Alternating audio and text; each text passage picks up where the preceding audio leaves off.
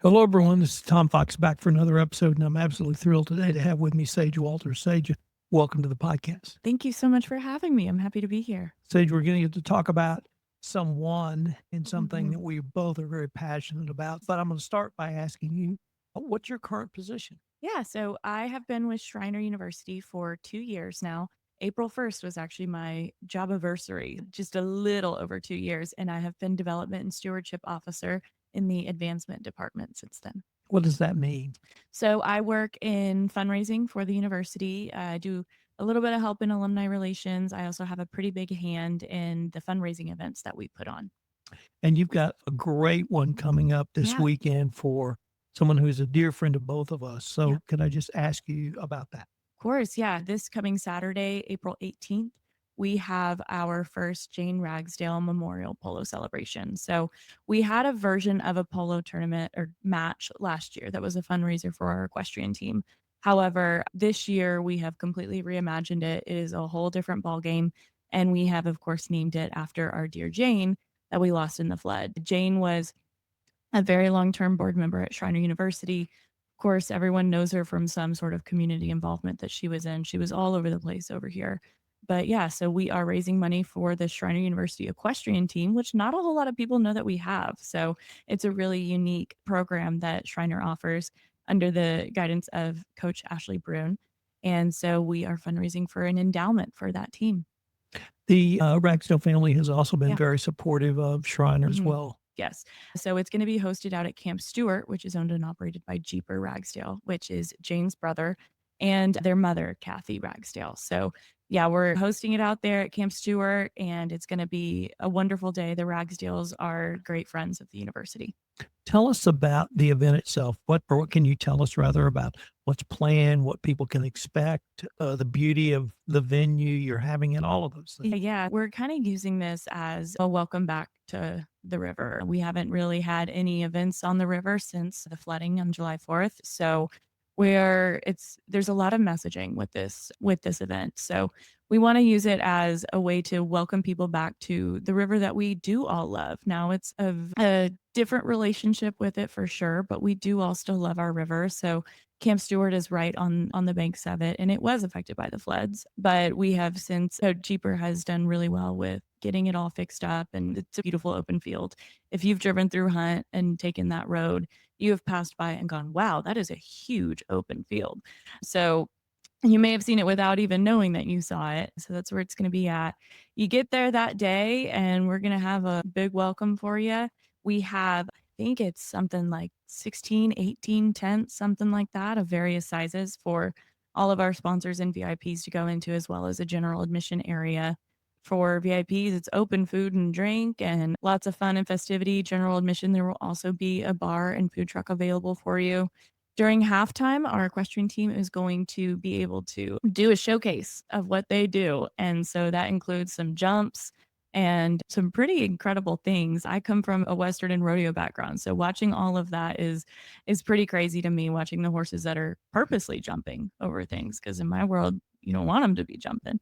So it's a really fun environment. We're going to have a fancy hat contest as well. That's a trademark of polo matches and polo tournaments. And then, of course, the divot stomping. So we will go out there. All guests are invited to come out and come stomp the divots, get a great photo opportunity with you and your friends. I have a photo that I love with my former boss, Daniel Yansky, and my current assistant director, Jessica Belschner, of all of us out there stomping the divots that we all have framed in our offices now. But yeah, it's a really fun experience. We're going to have some polo trivia, not a contest. So don't worry, you don't have to study up, but because polo isn't a super common thing around here. So we're going to make sure that everyone understands the basics and what's going on and why these horses and guys are just running back and forth on the field and what they're trying to hit, what the goal is, all of that. But yeah, it's going to be a really wonderful day. Where, if someone wanted to attend, where would they park? Would they park on Camp Stewart grounds at the main entrance or somewhere more adjacent to the polo fields? Yeah, so we're gonna have if you're coming in from Kerrville, there's a pasture to the right of the polo grounds that is still Camp Stewart, and so that is gonna be main parking. We're also gonna have some overflow parking that's right behind it. It's all in that on that same left side if you're coming from Kerrville. Now let's turn to the equestrian team Mhm. who we're doing this for. In addition to honoring our good friend Jane, I had the chance to meet Ashley Breen Tuesday on the lead. Maybe start with her. Is she coach, manager, head? What is her title? Yeah. But what is her role? So she is the head coach of the team, and from what I understand, she's got a pretty deep background and pretty impressive resume when it comes to riding in equestrian world. So she was brought on 8 years ago and asked to recruit 12 girls, and she said that's not going to be possible. And then within that first year, she had over 15. But she definitely made a strong impact that first year that she came here, and she's continued to do. She didn't talk about it on the lead the other day, but her and her girls actually just got back from a national qualifier competition in North Carolina, I believe, where a couple of her girls got to go up there and compete on a national level alongside all these other major universities and schools. Because the way that the IHSA works is that it does not matter the size of your school or university or whatever. You're competing against girls or boys too, but in our case, we have all girls. But you're competing against other athletes that are from A&M, Baylor, even these northeastern schools at these national competitions, much bigger fish. But as she stated yesterday, we are a small fish in a big pond, but they're obviously some pretty intimidating fish if they're making it all the way to nationals. Uh, Once through only something the universe could put together, I was in a line to get kolaches at Buc-ee's with Mhm. the LSU equestrian team, Oh, the funny. Yeah. women's Yeah. equestrian team. Yeah. So, yes, those the big schools. Who would be the or where would she draw her girls from for the team? Is it a Texas tradition? I know it's a Texas tradition for girls on ranches to ride, but equestrian's a little bit different. Yeah, I think she recruits. She's got a pretty heavy local recruit pool that she pulls from. But from what I understand, some of her girls are from all over. I guess it's just a matter of finding the right girl who's, if she's recruiting from far, who wants that small school experience, but still a 4-year college experience that Schreiner offers and wants to come down to our beautiful area and compete. So, as she mentioned the other day, that it can be hard competing against those well-established programs, the A&M, the LSU, the Baylor, all of that. But for some girls or students, I'd keep rounding to girls, but technically it is open to men too. But for those students who do still want that small, intimate school feeling, Schreiner seems to be the perfect combination for them. But from what I understand, she recruits from mainly semi-local, but she definitely has some girls from out of state. And then does she have an additional role at Shriner beyond being the coach? Not to my knowledge, that would have to be solidified by her, but not to my knowledge.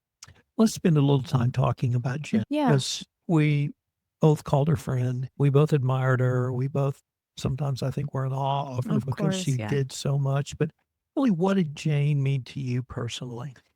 Jane was an incredibly special woman, and I'm not the only person that said that, of course. I think everyone considered Jane their favorite volunteer, their favorite board member, their favorite camp person, whatever it may be. She had such a strong impact on everyone's lives that she was everyone's favorite something. And she was my favorite board member at Schreiner University. When I first got there, she was the first. We interact with the board quite a bit, the development office does. And she was the first member that struck a connection with and that I felt like I could really connect with and form a strong relationship with and really just be myself around. It's an intimidating thing coming into a new job any day, but let alone a new job in a new university full of board members and you're thrown in a room with them and especially when you're in your early 20s. So it could be really intimidating, but she had such a peaceful presence about her.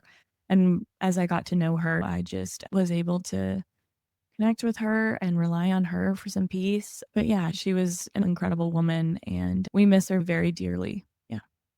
She had an incredibly unique ability, and frankly, the only other person I know with this ability is her mother, Kathy. Yeah.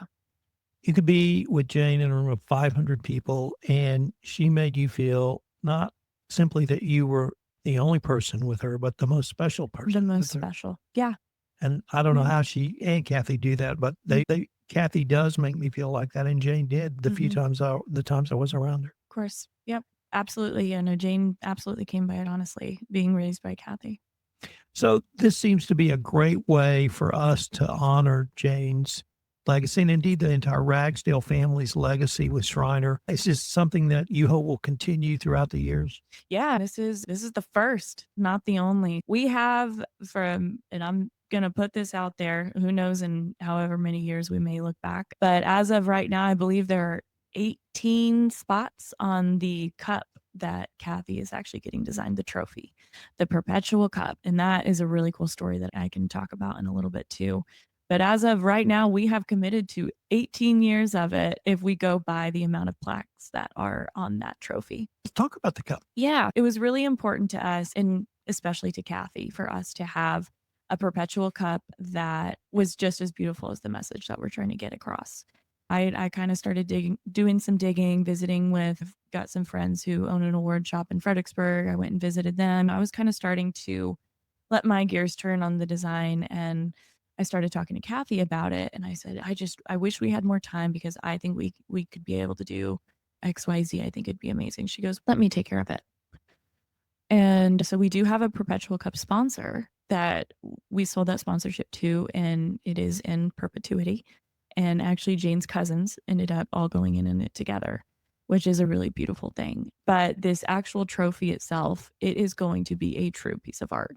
She has connected with her friends and family to help create this living art installation, really, is what it is. It is absolutely incredible. She has taken a bowl that Jane was supposed to inherit, a sterling bowl, and it is placed on a wooden base, a piece of wood from the Guadalupe, from the flooding and all of that. And then it is the most intricate designs. The Orms are placing the placards on it and the nameplates.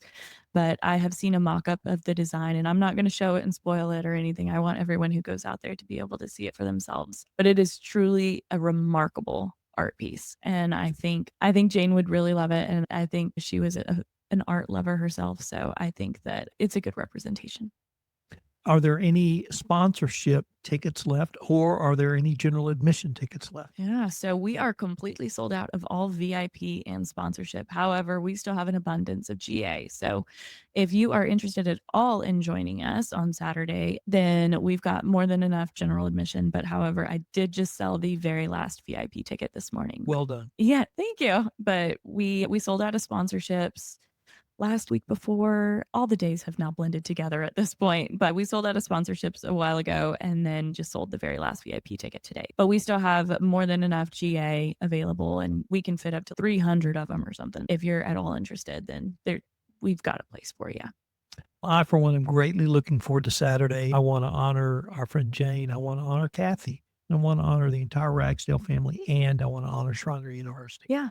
Yeah, thank you. We're really excited for the day. And another very important note with this kind of crazy weather that we've been getting, this is a rain or shine event. No matter what the forecast says, there is a 100% chance of celebration. So, in some way, shape, or form, we will be celebrating out there. Like I mentioned, there's going to be a lot of tents. Still bring your umbrella, probably, at least for getting to and fro. And ladies may want to swap their wedges for some mud boots, but we are still going to be having a good time and eating and drinking and being merry and celebrating everything that there is to celebrate. That's returning to the river, Jane's legacy, our fantastic equestrian team, and the wonderful support that we've gotten from the community.